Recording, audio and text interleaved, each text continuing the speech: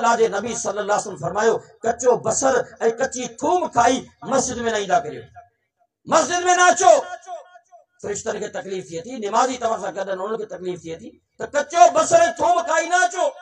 साहबा फरमाइनि था अफला तुहरिमू मा या रसूल, अल्लाह जा नबी सल्लल्लाहु अलैहि वसल्लम तव्हां हीअं करियो कच्चे बसर ऐं थूम खे हराम करार ॾेई छॾियो।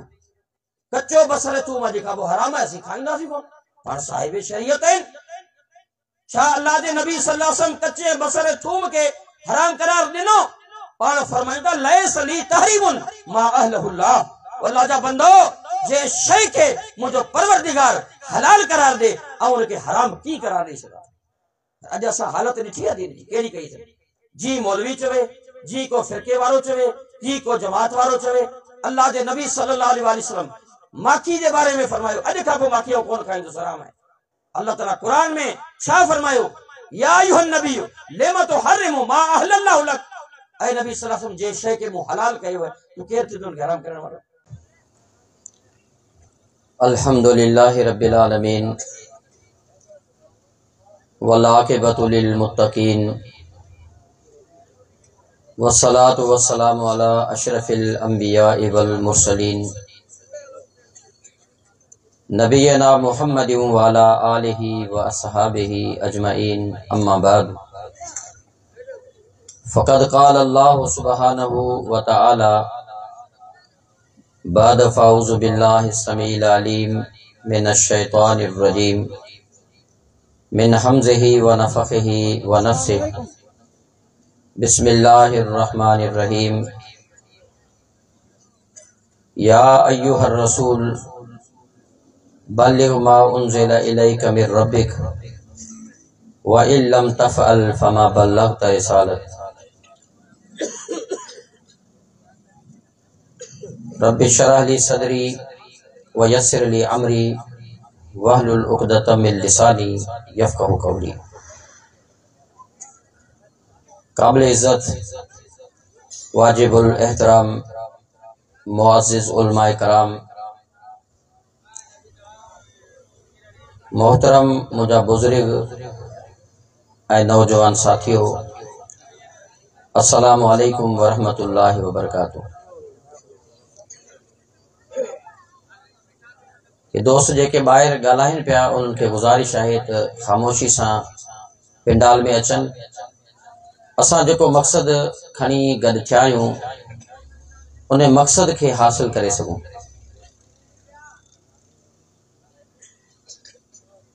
अॼु अल्हम्दुलिल्लाह फुलेरियो शहर में सीरतुन नबी सल्लल्लाहु अलैहि वसल्लम जी ॿी कॉन्फ्रेंस मुनक़द कई वई आहे। असल जमात अहले हदीस एक कदीमी जमात है, बल्कि ये जमात तॾहिं खां आहे जॾहिं खां कुरान ऐं हदीस है। हर दौर के अंदर हर मानू पंहिंजे पान के कंहिं न कंहिं जमात टोले ग्रुप सां वाबिस्ता करे थो। वो चवे थो त आऊं हक़ ते आहियां, आऊं सही आहियां। कुल्लु हिज़्बिन बिमा लदैहिम फ़रिहून, जे वटि जेकी कुछ हूंदो आहे उन ते ख़ुश हूंदो आहे। मगर असां जी जेका दावत आहे जंहिंजे लाइ ही कॉन्फ्रेंसूं मुनक़द थियनि थियूं, जंहिंजे लाइ उलमा सफ़र करे अचनि था, जंहिंखे ॿुधण जे लाइ असां गॾु थियूं था, जमा कयूं था, सफ़र करे अचूं था, त असां थोरो इहो सोचूं त असांखे जेका दावत मिले पई, असांखे जेको पैगाम मिले पियो कहिड़ो आहे। इहो पैगाम दुनिया जे कंहिं फ़लासफ़र जे लिखियल किताब जो कोन्हे। इहो पैगाम कंहिं उम्मती ॾांहुं सॾण जो कोन्हे। इहो पैगाम उहो पैगाम आहे जेको अल्लाह सुब्हानहु व तआला पंहिंजनि बंदनि ॾांहुं पैगंबर मुंतखब करे मोकिलिया, नबी रसूल आया जिन्हनि अल्लाह जो वो पैगाम पहुंचायो। खातमुर रसूल आखिरी नबी जनाब मुहम्मदुर रसूलुल्लाह सल्लल्लाहु अलैहि वसल्लम फरमाइन था, अना खातमन नबीयीन ला नबी बादी, आऊं आखिरी नबी आया ऐं मूंखां पोइ नबी को बि न ईंदो। अही आखिरी उम्मत आहे। कुरान मजीद अल्लाह रब्बुल आलमीन जो आखिरी किताब आहे। अॼु असां वटि हदीसूं मौजूद आहिनि, पैगंबर सल्लल्लाहु अलैहि वसल्लम जा फरामीन आहिनि। क़यामत ताईं इहो अल्लाह जो दीन आहे। न इन में हेरा फेरी आहे, न इन में कमी पेशी आहे, न इन में का शइ दाख़िल करे सघिजे थी, न इन मां का शइ कढी सघिजे थी। इहा आहे दावत। अहलुल हदीस जी दावत ख़ालिस दावत आहे त अल्लाह जे क़ुरान ॾांहुं अचो ऐं पैगंबर सल्लल्लाहु अलैहि वसल्लम जे फरमान ॾांहुं अचो। ऐं इहा ई हक़ानियत आहे। इन्ना अंज़लना इलैकल किताब लिन्नास बिल हक़, असां तव्हां ॾांहुं ही जेको किताब नाज़िल कयो आहे इहो हक़ आहे। फमन इहतदा फलिनफ्सिही, जंहिं इन मां हिदायत हासिल कई, माना हिदायत कुरान मां मिलंदी। ज़ालिकल किताब ला रैब फीह हुदल लिल मुत्तकीन। हिदायत अल्लाह जे कुरान मां न मिलंदी त पोइ ॿिए कहिड़े किताब मां मिलंदी? हिदायत अल्लाह जे कुरान मां मिलंदी। पोइ फमन इहतदा फलिनफ्सिही, जंहिं इन मां हिदायत हासिल कई उन जे लाइ बहितर आहे, उन जे लाइ उहा। वमन ज़ल्ल फइन्नमा युज़िल्लु अलैहा वमा अंत अलैहि बिवकील। ऐं जंहिं इन मां हिदायत हासिल न कई, गुमराह थी वियो, उहा गुमराही उन जे लाइ आहे। ऐं नबी सल्लल्लाहु अलैहि वसल्लम तूं उन जे मथां निगहबान कोन आई। ऐं बार बार अल्लाह रब्बुल आलमीन पंहिंजे पैगंबर खे इन उम्मत जा ॾांहुं नसीहत जो हुकुम ॾिनो आहे। नसीहत कर, वज़क्किर फ़इन्न ज़िक्रा तनफ़उल मुमिनीन। इन्हनि मोमिनीन खे नसीहत कर जेका फ़ाइदो ॾींदी। त नसीहत जेका अल्लाह जे नबी कई, जेको पैगाम अल्लाह जे नबी ॾिनो, उहो पैगाम कहिड़ो? इहो पैगाम हिन धरती जे मथे, हिन काइनात जे अंदरि अॼु ॾियण वारो केरु आहे? इहो तकब्बुर नाहे, वॾाओ नाहे, बल्कि बेहमदिही ताला इहा जमात अहलुल हदीस आहे जेका इहो ई पैगाम ॾिए थी जेको अल्लाह रब्बुल आलमीन पैगाम ॾिनो। इत्तबिउ मा उनज़िल इलैकुम मिन रब्बिकुम वला तत्तबिउ मिन दूनिही औलिया क़लीलन मा तज़क्करून। पैरवी करियो जेका शइ अल्लाह ताला तव्हां ॾांहुं नाज़िल कई आहे। ऐं पैगंबर सल्लल्लाहु अलैहि वसल्लम जेका दावत ॾिनी, जेको पैगाम ॾिनो, कहिड़ो आहे? अल्लाह रब्बुल आलमीन फरमाए थो, ऐ मुंहिंजा रसूल बल्लिग मा उनज़िल इलैक मिन रब्बिक, पहुचा हर उहा शइ मा उनज़िल इलैक मिन रब्बिक जेका तुंहिंजे परवरदिगार तो ॾांहुं नाज़िल कई आहे। अल्लाह ताला पंहिंजे पैगंबर ॾांहुं छा नाज़िल कयो? अल्लाह जो क़ुरान ऐं पैगंबर जो फरमान, वही। ॿई शयूं वही आहिनि, क़ुरान ऐं हदीस। छो त अल्लाह ताला क़ुरान में फरमाए थो, वमा यंतिकु अनिल हवा इन हुवा इल्ला वहयु यूहा। नबी सल्लल्लाहु अलैहि वसल्लम पंहिंजे तरफ़ां कुझु बि नथो ॻाल्हाए। पैगंबर सल्लल्लाहु अलैहि वसल्लम जेको बि ॻाल्हाए थो उहो अल्लाह जी वही आहे, उहो अल्लाह जी वही आहे। ऐं इहो दीन आहे। इन दीन इंदल्लाहिल इस्लाम, अल्लाह वटि जेको दीन आहे उहो इस्लाम आहे। जे असीं आहियूं मुस्लमान त असां इस्लाम खे क़बूल कयो आहे न। असां इस्लाम खां अलावा कहिड़ो दीन क़बूल कयो आहे? असांजो तरीक़ो अॼु कहिड़ो आहे? अॼु असां क़ुरान ऐं हदीस खे छॾे वेठा आहियूं, क़ुरान ऐं हदीस सां पंहिंजो तालुक तोड़े वेठा आहियूं। जीअं असांजा अबा ॾाॾा, जीअं असांजा ख़ानदान। ऐं यादि रखिजो, क़यामत जो ॾींहुं क़ाइमु थींदो। रसूलुल्लाह सल्लल्लाहु अलैहि वसल्लम फरमाइनि था, ॿिनि क़िस्मनि जा माण्हू अल्लाह जे साम्हूं ईंदा। अल्लाह जी अदालत लगल है, आऊं तव्हां सब उन अदालत में जमा हूंदासीं। ऐं ॾाढो ॾुखियो ॾींहुं आहे, यौम तग़ाबुन, खटण ऐं हारण जो ॾींहुं आहे। उन ई ॾींहुं ॿिनि क़िस्मनि जा माण्हू आहिनि। हिकिड़ा उहे माण्हू आहिनि जिन ते बिरादरी, कौम, हुक्मरान, अदालतनि जा मुक़दमा ई मुक़दमा आहिनि। उन जे मथे तमाम घणा मुक़दमा आहिनि। अल्लाह रब्बुल आलमीन हिकिड़े मुक़दमे ॿिए खे कोन ॾिसंदो, उनखे जन्नत में दाख़िल करे छॾींदो। अस्सामिउल मुती फला हुज्जत अलैह। इन्हें अल्लाह जे नबी सल्लल्लाहु अलैहि वसल्लम जी ॻाल्हि खे ॿुधो ऐं फरमान बरदार थी वियो। मोहब्बत आहे न कंहिंसां? मुहम्मदुर रसूलुल्लाह सां। ऐं यादि रखिजो, मोहब्बत जो मयार छा आहे? मोहब्बत जो मयार उन जी इताअत है, इत्तबा है, उनकी पैरवी है। इहा ही उन में मोहब्बत है। ऐं अल्लाह सां मोहब्बत जो मयार भी इहो आहे। अल्लाह ताला कुरान हकीम में फरमाए थो, ऐं नबी सल्लल्लाहु अलैहि वसल्लम तो इन्हनि खे चओ, इन्हनि खे ॿुधा, कुल इन कुंतुम तुहिब्बूनल्लाह फत्तबिऊनी युहब्बुकुमुल्लाह। अगर तव्हां चाहियो था, इन कुंतुम तुहिब्बूनल्लाह, अल्लाह तव्हां सां मोहब्बत करे। आहे को दुनिया में बदनसीब अहिड़ो जेको चाहे मूंसां परवरदिगार मुंहिंजो रब्बुल आलमीन मोहब्बत न करे? अहिड़ो को माण्हू आहे दुनिया में? तव्हांखे नज़र न ईंदो बज़ाहिर सोचनि में, पर जेको चाहे थो अल्लाह मूंसां मोहब्बत करे, अल्लाह जी मोहब्बत जी शर्त छा आहे? फत्तबिऊनी, मुंहिंजे पैगंबर सल्लल्लाहु अलैहि वसल्लम जी पैरवी कयो, मुंहिंजे नबी सल्लल्लाहु अलैहि वसल्लम जी इत्तबा कयो। युहब्बुकुमुल्लाह, अल्लाह तव्हां सां मोहब्बत कंदो। हा, पोइ तव्हां मां ग़लतियूं बि तव्हां खां थींदियूं, अल्लाह ताला पोइ तव्हांजे गुनाहनि खे बि माफ़ कंदो। वयग़फिर लकुम ज़ुनूबकुम वल्लाहु गफ़ूरुर रहीम। अल्लाह माफ़ करण वारो आहे। तव्हांजा गुनाह ऐं ग़लतियूं माफ़ छा सां थियनि पियूं? पैगंबर सल्लल्लाहु अलैहि वसल्लम जी इत्तबा जे करे, पैगंबर जी पैरवी जे करे। जे पैगंबर जी पैरवी कई, अॼु दुनिया जा मुक़दमात आहिनि, कायनात जा मुक़दमात आहिनि, इहो शख्स कामयाब थी जन्नत में वञी रहियो आहे। अल्लाह कंहिंजे मुक़दमे खे नथो ॾिसे। ॿी क़ौम, ॿिया माण्हू उहे बीठल आहिनि, अस्साबिउल मासी।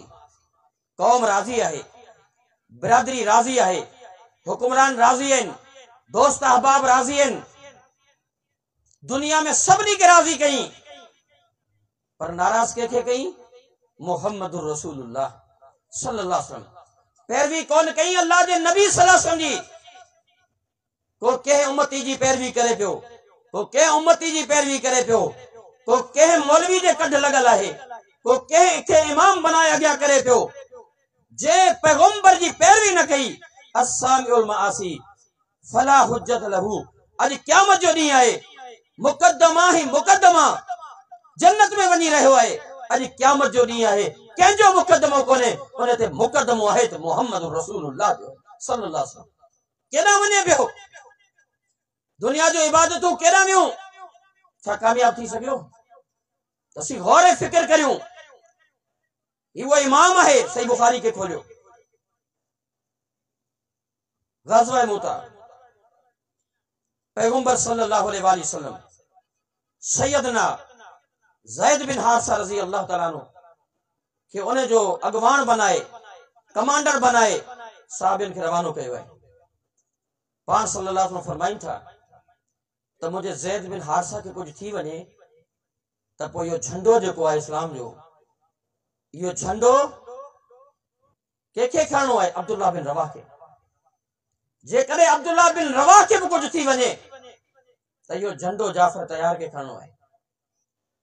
काफ़िलो रवानो थियो,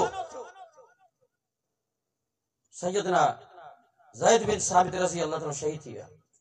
झंडो अब्दुल्लाह बिन रवाह खयो, अब्दुल्लाह बिन रवाह रज़ी अल्लाह ताला शहीद थी विया।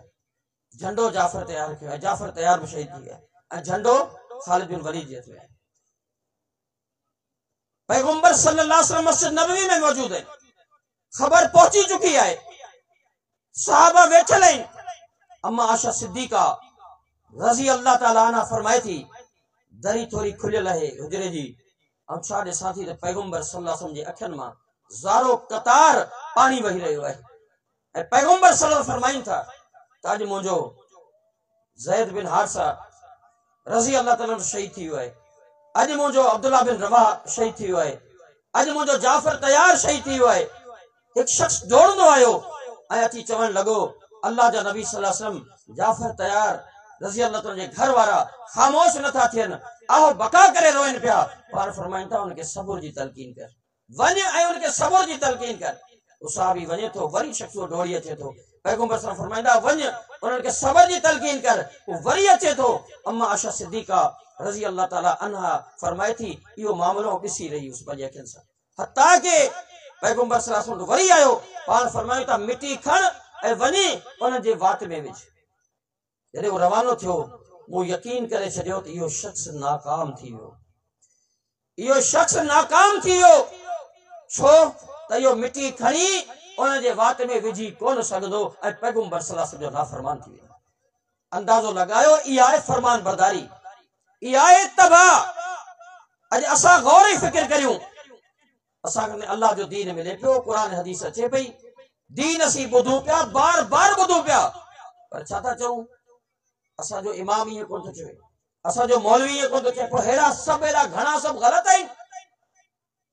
मुंहिंजो तव्हां खां सवाल आहे, तव्हां घणाई जी जेकॾहिं ॻाल्हि करियो था, अल्लाह ताला फरमाए थो कसीर मां तकफुरून, घणा नाशुक्री करण वारा, कलीलम मां युमिनून, थोरा ईमान आणींदा। ईमान आणण वारनि जी थोरा ई हूंदी।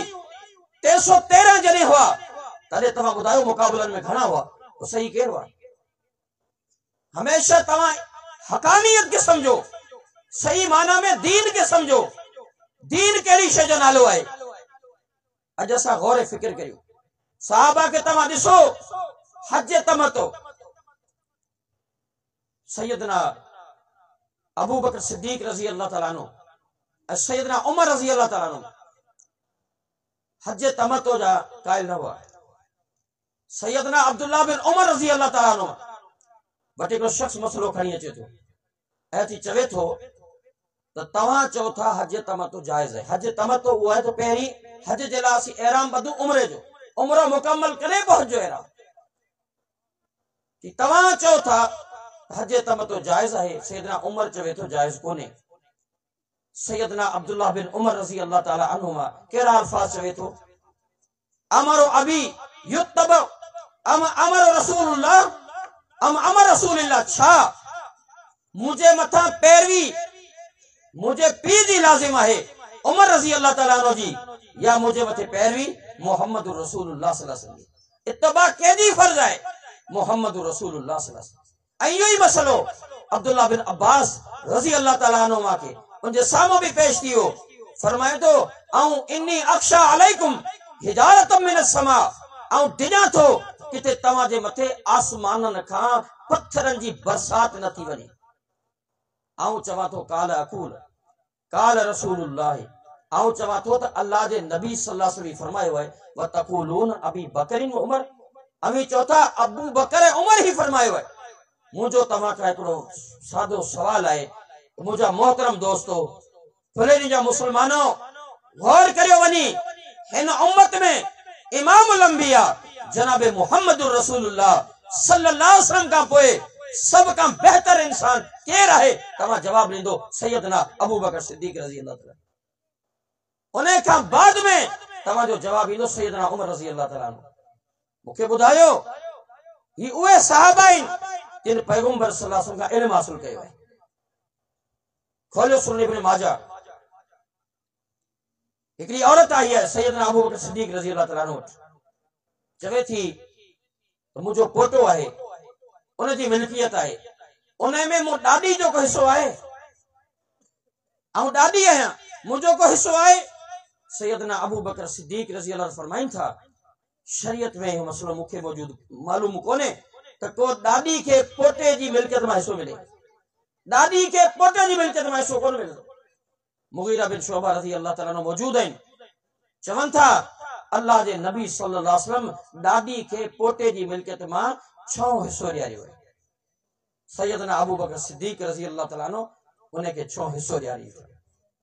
सैयदना अबू बकर सिद्दीक ये कोन चयो त मुंहिंजी ॻाल्हि मूं चई छॾियो, न केड़ा रुजू कई मुहम्मद रसूलुल्लाह। याद करियो इन गाल के, कायनात में जेकॾहिं पैरवी थींदी त कंहिंजी थींदी? मुहम्मद रसूलुल्लाह सल्लल्लाहु अलैहि वसल्लम जी थी। अहिड़े नमूने सां सैयदना उमर रज़ी अल्लाह ताला जो फैसलो आयो आहे। हिकिड़ी औरत आहे, उनजो मुड़ुस क़त्ल थी वियो आहे, दियत जो मसलो आहे। फरमाए तो औरत खे हिस्सो थोड़ी मिलंदो, मुंहिंजे औलाद खे मिलंदो, वालिदैन खे मिलंदो, औरत खे न मिलंदो। ज़ुहाक बिन सुफियान वञी मिलिया आहिनि। फरमाइनि था हाशिम ज़बाबी नाले हिकु शख़्स जंहिंजी घरवारी फौत थी, जो मुड़ुस फौत थियो, क़त्ल थियो, अल्लाह जे नबी सल्लल्लाहु अलैहि वसल्लम उन अशियन जे घरवारी खे उन जी दियत जो हिस्सो ॾियारियो आहे। सैयदना उमर रज़ी अल्लाह वापस अचनि था, मुलाकात किथे मिना में थी आहे, वापस अचनि था, उन औरत खे घुरायो, उनखे हिस्सो ॾियारी। अंदाज़ो लगायो, असीं गौर करियूं। अहिड़े नमूने सां सैयदना उस्मान रज़ी अल्लाह ताला नो सो अंदाज़ो लगायो, कंहिंजी पैरवी पिया कनि सहाबा, सभु कामयाब आहिनि। कामयाबी जा सर्टिफिकेट तॾहिं मिलिया जॾहिं पैगंबर सल्लल्लाहु अलैहि वसल्लम जी पैरवी कई। हिकु औरत आई आहे सैयदना उस्मान रज़ी अल्लाह ताला नो, चवे थी मुंहिंजो मुड़ुस गुज़ारे वियो आहे, आऊं इद्दत किथे गुज़ारियां? समय तुझी मर्ज़ी आहे, माइटनि में गुज़ारे, जिथे दी चाहे गुज़ार। ओॾी महिल हिकिड़ी औरत मौजूद आहे, फरिया बिनत मालिक रज़ी अल्लाह ताला अन्हा, फरमाए थी मुंहिंजो मुड़ुस गुज़ारे वियो, मूं रसूलुल्लाह सल्लल्लाहु अलैहि वसल्लम खां पुछो, पाण फरमायूं था त इद्दत पंहिंजे मुड़ुस जे घर में गुज़ारे। सैयदना उस्मान रज़ी अल्लाह ताला रुजू कराई। सैयदना अली और मुर्तज़ा रज़ी अल्लाह ताला, अंदाज़ो लगाए ॾिसो मुसलमानों, गौर करियो, ये दीन है, शरीयत है। ऐं अल्लाह कुरान में वाज़े ॿुधायो आहे, सुम्मा जअलनाका अला शरीयतिन मिनल अमर फत्तबिहा, असां तव्हां शरीयत नाज़िल कई आहे, फत्तबिहा, उनजी पैरवी करियो, वला तत्तबि अहवाल लज़ीन ला यअलमून, उनखे छॾे करे उन्हनि जी पैरवी न कयो। अहवाल लज़ीन ला यअलमून, जेके ख्वाहिशात जे मुताबिक जिंदगी गुज़ारीनि था, पंहिंजी मर्ज़ी के दीन बनाइनि था, उन्हनि खे इल्म ई कोन्हे, शऊर ई कोन्हे। सैयदना अली रज़ी अल्लाह ताला अन्हु वटि फ़ैसिलो आयो, ही मुर्तद आहिनि, ईमान इस्लाम क़बूल कयो ऐं उन खां बाद फिरी विया। हाणे छा करियूं? सैयदना अली रज़ी अल्लाह ताला फरमाइनि था, हिननि खे बाहि में साड़ियो, बाहि ॾेई साड़ियो वञे। अब्दुल्लाह बिन अब्बास रज़ी अल्लाह ताला अन्हुमा फरमाइनि था, अल्लाह जे नबी सल्लल्लाहु अलैहि वसल्लम जी हदीस आहे, मम बदल दीनहु फक़्तुलूहु, जेको दीन तां फिरे उनखे क़त्ल करियो। ऐं तव्हां चओ था सड़ायो बाहि में, हाणे की करियूं? फरमाई सदक़ तो इब्न अब्बास, अब्दुल्लाह बिन अब्बास सच चयो आहे। मुंहिंजा मोहतरम दोस्तो, तव्हां चारई उन सहाबा जेका खुलफाए राशिदीन आहिनि, उन हिकिड़े जो वाक़ियो ॿुधो, तव्हांखे मालूम थींदो, तव्हांखे ॻाल्हि साबित थींदी त पैरवी कंहिंजी करणी आहे? मुहम्मद रसूलुल्लाह जी करणी। वले कुल्ल उम्मतिन रसूलुन, हर उम्मत ने अल्लाह रसूल मोकिलियो। फइज़ा जाअ रसूलुहुम, ऐं जॾहिं उन्हनि जे अंदरि रसूल आयो, कुज़िया बैनहुम, अल्लाह रब्बुल आलमीन उन्हनि जे विच में कुज़िया बैनहुम बिल क़िस्त, उन्हनि जे विच में जेको फ़ैसिलो करण वारी ज़ात कंहिंजी आहे? अल्लाह जी आहे। ऐं अल्लाह वहुम ला युज़लमून, अल्लाह उन्हनि ते ज़ुल्म न कयो। फ़ैसिलो केरु करे थो? अल्लाह करे थो। पैगंबर जेको ॻाल्हाए थो, अल्लाह जी वही आहे। ॿ ॻाल्हियूं ॿुधाए ॻाल्हि खे ख़तमु कंदुसि। त मुंहिंजा मोहतरम दोस्तो सी गौर करियो, मुंहिंजो नबी सल्लल्लाहु अलैहि वसल्लम एतिरे क़दर वही जा ताबे आहिनि, इन शरीयत जा ताबे आहिनि। तव्हांखे जेको दीन ॿुधायो वञे थो, इन दीन इंदल्लाहिल इस्लाम, व मख्तलफ़ अल्लज़ीन उतुल किताब इल्ला मिन बादि मा जाहुल इल्म, तव्हां वटि इल्म आयो आहे। हाणे इख्तिलाफ़ात, इख्तिराज़ात, हाणे सोचूं, पंहिंजा ख़्यालात, पंहिंजा इमामात, पंहिंजा मामलात सभु छॾे ॾियणा आहिनि। हाणे छा करिणो आहे? जेकॾहिं उन में तव्हां बग़ावत कंदो ऐं अल्लाह जी आयतुनि जो इनकार कंदो त नाकाम थी वेंदो। त दीन पैगंबर सल्लल्लाहु अलैहि वसल्लम असां गौर करियूं न, सोचूं न, वमन यब्तग़ी गैरल इस्लाम दीनन फलन युक़बल मिन्हु, तव्हां इस्लाम खे छॾे जेकॾहिं ॿियो दीन खणी अचो, फलन युक़बल मिन्हु, तव्हां खां क़बूल न कयो वेंदो। वहुव फिल आख़िरति मिनल ख़ासिरीन, आख़िरत में सवाइ खसारे जे ॿियो कुझु बि कोन मिलंदो। त दावत इहा थो, पैगाम इहो थो, हत्ता के मुझो इमामुल अंबिया जनाब मुहम्मद रसूलुल्लाह सल्लल्लाहु अलैहि वसल्लम हराम के हलाल करार नथा ॾेई सघनि, हलाल के हराम करार नथा ॾेई सघनि। शरीयत खोले ॾिसो, पढ़ो, अल्लाह जे नबी सल्लल्लाहु अलैहि वसल्लम फरमायो, कचो बसर ऐं कची थूम खाई मस्जिद में न ईंदा करियो, मस्जिद में न अचो। फ़रिश्तनि खे तकलीफ़ थिए थी, निमाज़ी तव्हां सां गॾु उन्हनि खे तकलीफ़ थिए थी, त कचो बसर ऐं थूम खाई न अचो। साहबा फरमाइन था अफला तुहरिमु मा या रसूल अल्लाह जा नबी सल्लल्लाहु अलैहि वसल्लम तव्हां ही करियो कच्चे बसर थूम के हराम करार ॾेई छॾियो कच्चो बसर थूम जेका वो हराम है असीं खाईंदासीं कोन पाण साहिब शरीयत आहिनि छा अल्लाह जे नबी सल्लल्लाहु अलैहि वसल्लम कच्चे बसर थूम के हराम करार ॾिनो पाण फरमाईंदा लैस ली तहरीमुन मा अहलहुल्लाह अल्लाह जा बंदो जे शै के मुंहिंजो परवरदिगार हलाल करार दे ऐं उनखे हराम की करार ॾेई छॾा अॼु असां हालत ॾिठी आहे दीन जी कहिड़ी कई अथई जी मौलवी चवे जी को फिरके वारो चवे जी को जमात वारो चवे अल्लाह जे नबी सल्लल्लाहु अलैहि वसल्लम माखी जे बारे में फरमायो अॼु खां पोइ माखी कोन खाईंदो हराम आहे अल्लाह ताला कुरान में छा फरमायो या अय्युहन नबी लिमा तुहर्रिमु मा अहलल्लाहु लक ऐ नबी सल्लल्लाहु अलैहि वसल्लम जे शै के मूं हलाल कयो है तू केर थी हराम करण वारो अल्लाह ताला जो शरीयत नाज़िल कई है जो दीन नाज़िल कयो है इहा शै असां ताईं पहुचाए मानन ताईं पहुचाए ऐं पैगंबर वा पहुचाई है ऐ मुंहिंजा नबी बलिग मा उनज़िल इलैक मिन रब्बिक पहुचा हर उहा शै जेका असां तोड़ा नाज़िल कई आलुल हदीस जो स्टेज है असां दीन ॿुधण अचूं था दीन सां वाबिस्ता आहियूं मुंहिंजा मोहतरम दोस्तो यादि रखिजो सुभाणे क़यामत जो ॾींहुं क़ाइमु थींदो अल्लाह जी अदालत में पेश थींदासीं उन खां अॻु में ई मौत अचण सां ई क़बर में टे सुवाल आहिनि तव्हांजो रब केरु आहे तव्हांजो नबी कहिड़ो आहे तव्हांजो दीन ऐं ॿुधायो ॿी का शइ आहे ॿी का शइ आहे अल्लाह जी तौहीद पैगंबर जी रिसालत ऐं दीन इस्लाम ॿी शइ आहे त ॿुधायो आहे कोन उन खे असीं अपनायूं उन खे वाबिस्ता रहूं ऐं उन सां ई असां पंहिंजी ज़िंदगी खे इख्तिताम पज़ीर कयूं त इंशाअल्लाह ताला दुनिया में बि कामयाब थींदासीं आख़िरत में बि सुरखरू थींदासीं इहा असांजी दावत आहे इहो असांजो पैगाम आहे इन जे लाइ ही जलसा थियनि था त असीं जेके सफ़र करे हिन जलसे में अचूं था दीन खे ॿुधूं दीन खे सम्झूं सीननि सां हीअं सां लाहियूं ऐं उनखे वरी ॿियनि ताईं पहुचायूं भले उहो अनी भलो आया हिकिड़ी आयत मिले ॿिए ताईं पहुचायूं पंहिंजे घरनि ताईं पहुचायूं पंहिंजे औलाद ताईं ईअं न त रुगो भत खाइण अचूं भत खाई हलिया वञूं ईअं न हुजे दीन सिखण आया आहियूं तव्हां यकीनन हिते वेठल आहियो तव्हां जन्नत जे बागीचे में वेठो पैगंबर सल्लल्लाहु अलैहि वसल्लम फरमाईंदा इदा मरतुम बिरियादिल जन्नत फरतऊ तव्हां जन्नत जे बागीचनि मां गुज़रो पोइ चरंदा करियो साहबा पुछंदा उमर रियादुल जन्नत अल्लाह जा नबी जन्नत जा बागीचा कहिड़ा आहिनि पाण फरमाईंदा मजालिस उलमा ये उलमा जूं मजलिस अल मसाजिद ही मस्जिदूं आहिनि ये जन्नत जा बागीचा आहिनि तव्हां जन्नत जे बागीचनि में फल खाइण आया आहियो तव्हां दीन सिखी वञो दीन सम्झी वञो उलमा जेके खिताबात कनि पिया उनखे ॿुधो सीननि सां लाहियो ऐं पंहिंजे औलाद जी तरबियत कयो सोने अंदाज़ सां फितननि जा दौर आहिनि असां पंहिंजे औलाद जी तरबियत कयूं पंहिंजे पाण खे दीनदार बनायूं दीन सां वाबिस्ता रखूं असांजे मोहतरम दोस्त जनाब अनवर मरी साहब ऐं ॿिया जेके उनजा दोस्त आहिनि जिन ही प्रोग्राम ॾिठो आहे ऐं उन्हनि खे बहितरीन प्रोग्राम करण ते मुबारकबाद ॾियां थो ऐं इंशाअल्लाह ताला अल्लाह खां दुआ घुरां थो त अल्लाह रब्बुल आलमीन उनजी कयल कोशिश अल्लाह पंहिंजी बारगाह में क़बूल ऐं मंज़ूर फरमाए ऐं असांजा जेके उलमा कराम परे खां आया आहिनि मलम यशकुरि नास लम यशकुरिल्लाह जेको अल्लाह जे बंदनि जो शुक्र अदा नथो करे उहो अल्लाह जो हरगिज़ शुक्र अदा न करे सघंदो ऐं उन्हनि जो बि मशकूर आहियां ऐं तव्हां तमामु साथियुनि जो बि शुक्रियो अदा कयां थो जो तव्हां परे परे खां अची दीन जी मजलिस में वेठा आहियो सर्दी तमामु घणी आहे ऐं मथां आसमान जी छित आहे पर यकीनन हीअ सिहत तव्हांखे लॻंदो पर अल्लाह जे दीन सां वाबिस्ता थी वेंदो इंशाअल्लाह गुनाहनि जी बख़्शिश जो ज़रियो बणिजी वेंदो अल्लाह ताला मूंखे तव्हां सभिनी खे तौफ़ीक़ अता फरमाए वमा तौफ़ीक़ी इल्ला बिल्लाह अक़ूलु क़ौली हाज़ा व अस्तग़फिरुल्लाह ली व लकुम व आखिर दवाना अनिल हम्दुलिल्लाहि रब्बिल आलमीन जज़ाकुमुल्लाह खैर व अहसन जज़ा अहले हदीस जा बा उसूल अतीउल्लाह व अतीउर रसूल